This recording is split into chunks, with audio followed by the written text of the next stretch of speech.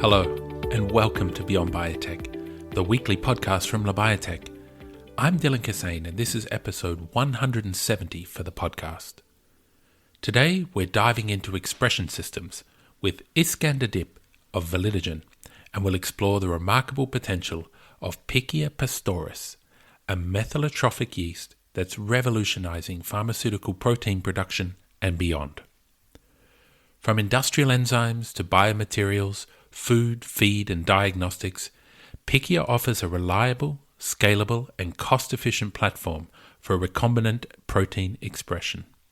Iskander explains how biotechs can unlock Pichia's full potential through Validogen's sophisticated tools and strategies, fine-tuning protein expression with innovative genetic approaches and robust screening systems to deliver unmatched yields and quality. I hope you enjoy my discussion with Iskander. Iskander, welcome to Beyond Biotech. Thank you, Dylan. Iskander, look, the title of today's episode is Pichia pastoris, the microbial protein expression platform you're probably underestimating. And look, that's really what I want to unlock. So before we dive too far into the science, can you start with just a big picture view? Why do you believe that Pichia pastoris is often overlooked or underestimated in the industry? Well, I believe the biotech or biopharma industry, although quite innovative in many respects, is also, on the other hand, sometimes conservative or risk averse, maybe. And that's why people tend to go with what they believe is the more established systems. And these are clearly E.coli and CHO cells. But and that's the point I want to make here. There is something in between, and I'm almost tempted to say it is the best of both worlds. Pichia as a yeast is a microbial eukaryotic system. So microbial and eukaryotic, which means it combines the ease of use and the robustness of a bacterial system with the secreting system that you have with mammalian cells. And also, I think the view is changing. The perception tends to be broader now. And I think there's mainly two reasons for that. So on the one hand, cost of goods are getting more and more important. You just simply can't go with an expensive process with CHO cells if there is an alternative. And you also can't do extensive refolding and other processing steps with an E.coli process. So that's why Pichia comes into play here. And the other reason why I think it's gaining importance is that we see more diverse formats of protein-based therapeutics. So it's not monoclonal antibodies only. It's less plug and play as it used to be maybe a decade ago. Let's have a little bit of an overview of where we are. If you get me down to the basics of what Pichia is, it's a yeast, but it's also sort of a platform now for recombinant protein expressions. Tell me about that. It is a yeast with an interesting history. Several decades ago, Phillips Petroleum Company were looking for something to make single-cell protein as an animal feed, cheap animal feed, out of the then cheap byproduct methanol that they had. And that's how they came across that methanol utilizing yeast. Well, then the oil crisis came, and obviously methanol was not a cheap byproduct anymore. And probably no one would talk about that system nowadays. But luckily, they approached researchers at Cibia in San Diego, who developed this yeast into an expression system. They used the very strong promoter, the methanol-inducible alcohol oxidase promoter, so the promoter for the first enzyme of the methanol utilization pathway. And this is really one of the strongest promoters we know in nature. The work was pioneered by Jim Craig, who passed away just recently, and he really is the father of that expression system. It was then distributed through Invitrogen as a system widely used in research, and by this, then was also adapted in the industry as such. You said a minute ago that Pichia could be something that's sort of a best of both worlds, somewhere between E. coli and CHO. Tell me how it compares to something like E. coli if we're talking about use or scalability or yields. I'd say Pichia is as easy to use as E. coli is. You have all the molecular tools you need. Just like E. coli, it can grow to really high cell densities, which is an advantage. If you want to do a lot of protein, you use a lot of cells to produce that. Also, the processes scale well, so there's quite a bit that it has in common with a bacterial system. But in contrast to E. coli, Pichia is by its nature very efficient in secreted production of heterologous protein. So it's getting your protein out of the cell, and at the same time there are only very, very few of its own proteins that go to the culture supernatant, so to the exterior of the cell. This is certainly a huge advantage of the Pichia system over most bacterial systems, including E. coli. It's also, I've mentioned it before, it's a eukaryotic host, so it is good at forming disulfide bonds and making the right structure to proteins in general. So in E. coli, you need to do refolding that needs large tanks. You can really simplify your process here with this host. Another advantage, there's no endotoxin, so you don't need to worry about that in your downstream process. Again, a potential cost saving if you compare it to E. coli. And for certain applications, of course, which are food, animal feed. With food, we're talking precision fermentation, alternative proteins. Those things, the fact that Pichia has received GRAS status, so generally regarded as safe status from the US FDA for several applications, products, and is also listed by the European Food Safety Association on its QPS, the Qualified Presumption of Safety list, which simply makes it a very, very useful host for those types of applications. So that's E. coli. What about the other alternative you mentioned, which were those mammalian cell systems, the CHO cells? How does it compare there? The biggest advantage over those systems I see is certainly cost. You have very, very cheap, inexpensive media that you can use to grow Pichia, and the process times are much shorter. So 5 days process with Pichia as compared to 15 to more than 20 days. And in the upstream process, that's also probably the range of cost savings you can have there. So bringing it down to a third, a fifth of the cost. That's a clear advantage there. With Pichia, there's different strategies to transform Pichia to bring the genetic information into it. There's plasmids as well, but usually you will go for a stable genetic integration by recombinant, by homologous recombination, and that's also the strategy we apply.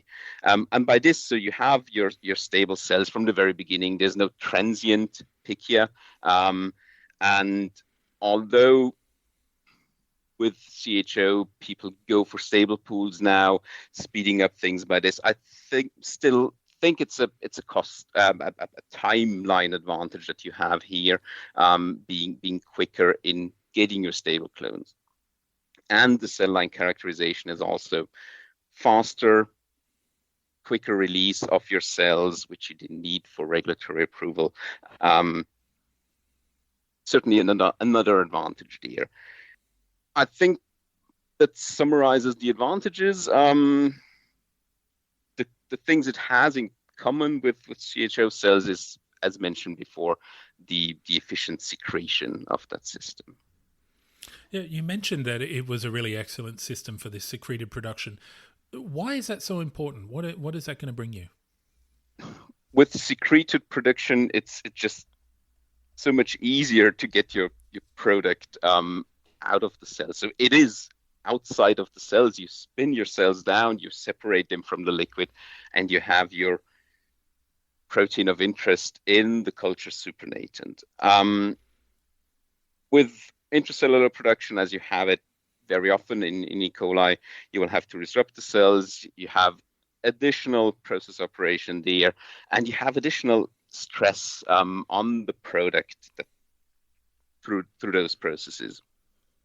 This is why the secreted production is a huge advantage. You have a high initial purity before going into your downstream processing, and for some applications, I mentioned animal feed before, the product can even be pure enough after that. So no purification at all. Spin down your cells, take the supernatant, spray dry it, and you're good to go.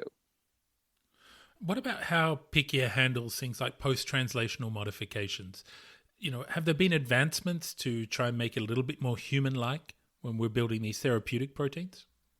As a eukaryotic host, PICHIA does post-translational modifications. It's really good at forming disulfide bonds, as mentioned, and in folding in general. We also have tools to further that.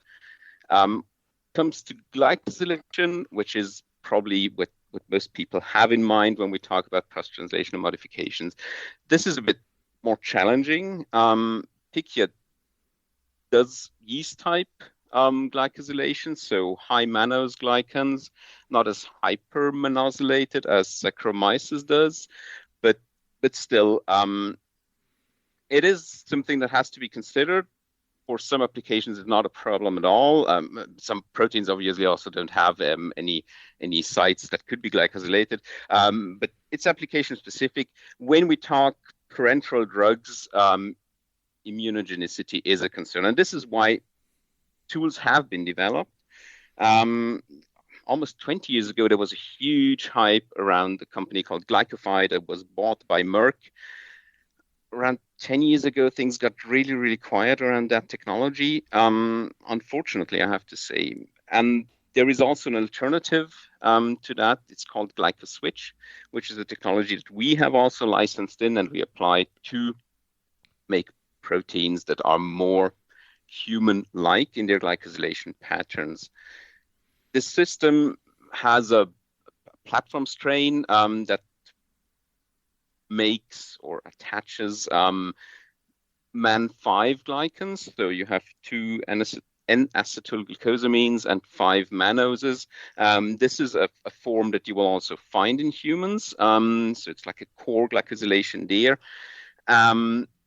And then there are further tools to add additional sugars onto that. The system has its limitations, I have to say. So you can't do all the structures, and the more modifications you add, the more problematic it gets for the cell to cope with those. So the growth is a bit slower, which means, that's my view of that, if you need fully mammalian glycans for your functionality, like ADCC, CDC in antibodies, it's probably not the way to go. But if you need some glycosylation for the structure, for the stability of the protein, this system can provide you with much more favorable immunogenic properties. Okay, so favorable properties, cost advantages, speed advantages, these all sound good, but I guess I'm asking, what's the downside then? What are the most common challenges that people have when they're working with PICHIA, and how can they maybe be mitigated? I have mentioned the history of that system, and methanol being used as a substrate and then also as an inducer of protein expression. And clearly the use of methanol can be a challenge. You need to be equipped to do that and to run that. And if you think about large scales, it is not trivial to do so, which is the reason why we and also others have developed systems to work with PICHIA without the use of methanol. I can elaborate on our way of solving that a little later, but there are tools and there are technologies to use PICHIA without the need of using methanol. Another challenge, we've talked about the high cell densities. Again, an advantage on the one hand, but also a challenge if you think about oxygen supply, cooling of that, especially at large scales. Here, there are strains that you can use for methanol-induced production. They're called methanol utilization type slow, so they utilize less methanol. They're easier to handle at the larger scales. And again, something we have seen with our methanol-free system, these processes are also much easier to run and to scale. And this has been confirmed by clients who've taken those processes to really large scales. So these challenges, I think, are solved. They're solved. What about the role of genetic engineering in actually helping to overcome some of these hurdles? Does strain optimization play a big role here? Of course it does. Already quite early on, when that system was developed, people were looking for a solution to improve things like transformation efficiency, but also to create protease knockout strains, all those things that you would think of. And it's really easy to engineer that strain and that yeast and come up with solutions to it.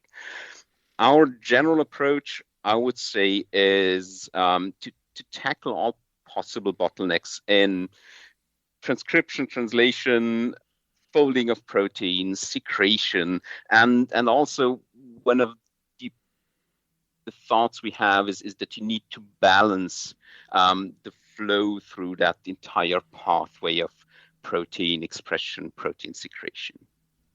I want to circle back a little bit if I can, and maybe just introduce you and the company that you work to everybody listening here. Iskander, what's your background? How did you actually become involved in this? And tell me a little bit about Validogen. So my background's in biochemistry. I did some work on cell biology of yeast already back then switched more in biotechnology. And then I got involved with Validogen very early on. So the company was just being founded, not yet under its name as it is today. That was almost 18 years ago. And the core team of people who built that company is still the same, and we're a bunch of good friends and still working together, which is great. I personally love that. Validogen was founded as a subsidiary of an engineering company doing all types of chemical engineering, and that company was, so our mother company was really built on two pillars, which was developing technology and providing services. And this is how we really fit into that, because this is exactly what we do. We develop technologies for PICHIA and we provide services to our clients. Yeah, I want to talk a little bit about some of these technologies because that's why you're the experts in PICHIA, I guess. You've developed what you call the UNLOCK PICHIA platform. Good name, but tell me about the platform. How does it actually enhance protein production yield? Well, the platform has different elements to it. On the one hand, we have a library of promoter variants. We have a set of different signal sequences. We have something we call helper factors. And we have also a set of different platform strains. Let me elaborate a bit on that. Promoter variants, so they are derived from the AOX1 promoter, so the alcohol oxidase promoter, that methanol-inducible promoter, and they have different strengths, different characteristics. You can imagine that as some of them being sort of starting late, but then going strong, others starting a bit earlier, but not pushing it too hard. And by this, we can really balance the strength of the promoter and the needs of the protein to be produced. And a subset of these, as I have already mentioned, can be used to run a process that is methanol-free. So it's a methanol-free process. It does not need methanol as an inducer, but it is still based on that very strong methanol-inducible promoter. That's the secret, if you will, behind those promoter types. And we also have platform strains that go really well with those methanol-free processes. So they give us higher yields with the methanol-free system, and we also have developed some strains that would fit well in this food, animal feed scenario. So avoiding antibiotic resistance markers and all of that. Tell me a little bit about that, because if your yields are going up, your quality is going to go up, but you at the same time you've got to tailor for different protein types, whether that's in humans, in animals. What are you doing to engage that? Yeah, so the basis for this is really to have a broad toolbox. There's different secretion signals also, so some will fit well with one, some with another protein. These things can be applied in some cases based on the properties of a protein. So if we know certain features of it, we can, for instance, pick a helper factor that will help with the folding of that protein. On the other hand, there are some, let's say, classes or groups of protein that we can work with where we have a lot of prior experience. One of these examples would be domain antibodies, VHH nanobodies. So for these, we have done many projects. We have the experience which tools to use and how to optimize those strains. On the other hand, of course, every protein has a different sequence and might be different, which is why you need a selection of tools and you need the ability to really screen them, to screen those different setups, and that's what we do. So we combine different elements of our toolbox. We have established a predictive screening system so that we can really identify the most promising strains, the most promising setup for each individual protein. And I've mentioned the helper factors. I want to just to add something to this. So we call them helper factors. These are pichia proteins that we overexpress inside the cell. And the story of how they were found is really nice because it was a collaboration with a research facility, and they did a combined transcriptomics proteomics approach, looking at different strains that would overexpress protein of interest, and then identifying which of those pichia own proteins were up or down regulated, and we then validated those, overexpressed them in different strains to see how they boost the expression. And they have different functions, all the way from being transcription factors to chaperone-like proteins, parts of membrane pores that will help shuttle the proteins through the membranes, and then even, of course, secrete them out of the cells in the end. Yeah, I feel like we've gone through, the theory and a little bit of the practice that you've got there, but maybe we can break it down and talk about some real-world applications. A lot of the people who are listening or everybody's working in biotech. A lot of them are working in biopharma. Can you think of an application or a customer story there? Somebody you've worked with in biopharma who's had a real-world application of the Pichia pastoris? Yes. There are a couple of products that are approved by the FDA, the EMA, not that we have directly worked on, but historically or developed by others. And there's also some non-pharma applications. Maybe the best known is the Impossible Burger. So a protein produced to enhance the flavor and texture of a vegan meat alternative. Also not our product, I have to say. We have worked for some clients with quite some success, and one of these success stories is clearly related to scale.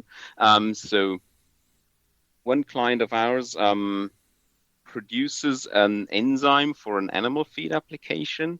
They approached us with the clear task to give them a methanol-free strain and process. We've developed that strain, we've developed the process. We transferred to them, or their CMO in that case, and they have taken a process in-house and scaled it up to 100,000 liter scale, and they're producing for market supply at 2 sites, 100,000 liter scale. And the nice feedback we got is that the process is essentially the same as the one we have set up in our labs. Clear success there, and a very, very nice feedback. Another very nice story, we now from the pharma side of things, we've worked for a small startup who produced, or who were working on domain antibody-like molecules. They were using Saccharomyces for their production, and they wanted to have a look at PICHIA and worked with us. So this is something we offer as a service, and we did a little project for them, and the yields were really great. They were, I think, an order of magnitude higher than what they got in Saccharomyces. Unfortunately, those guys ran out of money, but luckily someone else picked up their assets, worked with us on improving the strain, switching from a methanol-induced to a methanol-free system there. We worked on the process, both the upstream as well as the downstream process there, and we helped them move towards the clinic, and they went into their phase 1 and phase 1b studies and got really nice results from phase 1b, and are currently preparing for phase 2. Is there maybe a standout case at Validogen where PICHIA just outperformed expectations when it came to producing a complex protein, something that was maybe really difficult in E.coli or CHO? So this is one case where the switch from Saccharomyces to PICHIA was the huge advantage there. We know that we had a couple of projects where our clients compared different expression systems. So in some cases, really all 3 you mentioned. And I know that in terms of yield, we typically outperformed the others, but evidently there might be other decisions there that people make sometimes, just out of availability of manufacturing sites, whatever. So it's not always just the high yield that will give you the advantage there. Maybe if we move to the future now a little bit, how is PICHIA being adapted for the emerging fields that we're already writing a lot about it at Labiotech? Synthetic biology, sustainable biomanufacturing. How's it finding its way into those areas? I think for synthetic biology, all you need is there. It's a system that is easy to work with, to manipulate, and the knowledge is always increasing around that. So that's certainly something where I see a very clear path that people are using it already. For sustainable manufacturing, I think this is also something where the cost of goods are very important, and PICHIA can provide a huge advantage. Simple scale up, the robust processes, especially again if we're talking about methanol-free alternatives, certainly a huge advantage there that PICHIA can offer. We've done projects for clients around biomaterials, recycling or degradation of plastic waste, all those things. So PICHIA is being used for those applications as well. And there's obviously a lot of other trends that we see. Continuous manufacturing, for instance, is something that has been around for a while. We've done continuous processes in the lab with PICHIA, works well. There's the use of AI coming up more and more, I would say. We see already people who design their binding molecules like VHH nanobodies using AI to improve them, to maturate them. So really curious to see what else will come out of those developments. Really thrilling. So if you're working with AI, or you're a researcher in an academic lab or a company that might be considering PICHIA for their protein expression, what sort of advice do you give them? What do they need to think about? What do they need to know? I think they just need to use PICHIA and to try it, not be afraid of doing it. And I mean, if you're a company developing products, you definitely should keep your cost of goods in mind, your manufacturability, where I think PICHIA can be a really, really good choice if you're working in a challenging field, but also in other fields. Cost of goods are always important, and also the manufacturability of things is certainly something that people talk about and work on. So here I clearly see an advantage of PICHIA, and I would just highly recommend using it. I'd also say forget your prejudices you may have. You maybe think PICHIA and methanol. You're afraid of methanol, and I understand that, but there are alternatives. We have them, others have them as well. So there's really good solutions to this. There's no need to be afraid of it. And if you're still hesitating if you should do PICHIA in your own labs, there's people like us who will be happy to to talk to you and to support you there and do a feasibility study just to see if PICHIA is a way to go. We often have clients who have, they're in their phase of late lead finding. They have 5-10 different variants of the protein, and they still want to evaluate those, and they want to see if, again, manufacturability, if it can do it in PICHIA, and we have concepts to help them there and to do a lean parallel evaluation of these. So certainly good perspectives there for trying things. And as said, don't be afraid of PICHIA. Go use it or have someone do that for you. And if you're a researcher or if you want to get more involved in the PICHIA community, I can also advertise there is a dedicated conference. It's called PICHIA. PICHIA 2026, so early next year in Mallorca. So also a nice place to go. And I'm really looking forward to, again, exchanging ideas with the colleagues. It's a very open community. You can really talk science there. Great place. Yeah, there are a lot worse places to learn about science in Mallorca. Iskander, if people want to learn more about working with PICHIA or working with Validogen, how can they get in touch? They can obviously take a look at our website. So this is Validogen.com. Quite obvious there. And there is a good overview of all the things we do, the services that we provide. So feasibility studies, strain development, process development upstream and downstream. We cover all of those aspects, really, from gene to purified sample, and we have the expertise and the crew and the staff to really get those things done. We're of course also on LinkedIn, so people will find our company profile there or will find me there. I'm a bit of a LinkedIn introvert, but I'm trying to improve on that. So if you want to interact with me, I will. And then of course we go to conferences, to partnering events, things like focused things or more scientific things like the PICHIA conference. but also those larger shows like Bio Europe. We're there.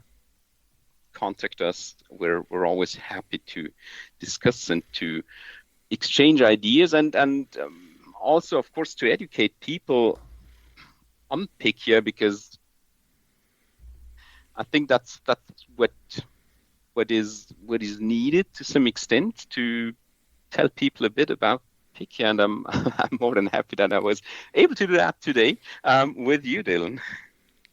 Perfect. Iskander, thanks for joining us today on Beyond Biotech. Thanks a lot, Dylan. That's it for this episode. Don't forget to check out all the latest news and analysis at Labiotech.eu. I hope wherever you are in the world, you have a great week ahead. Thanks for listening, and I hope you'll join us again next time for another Beyond Biotech.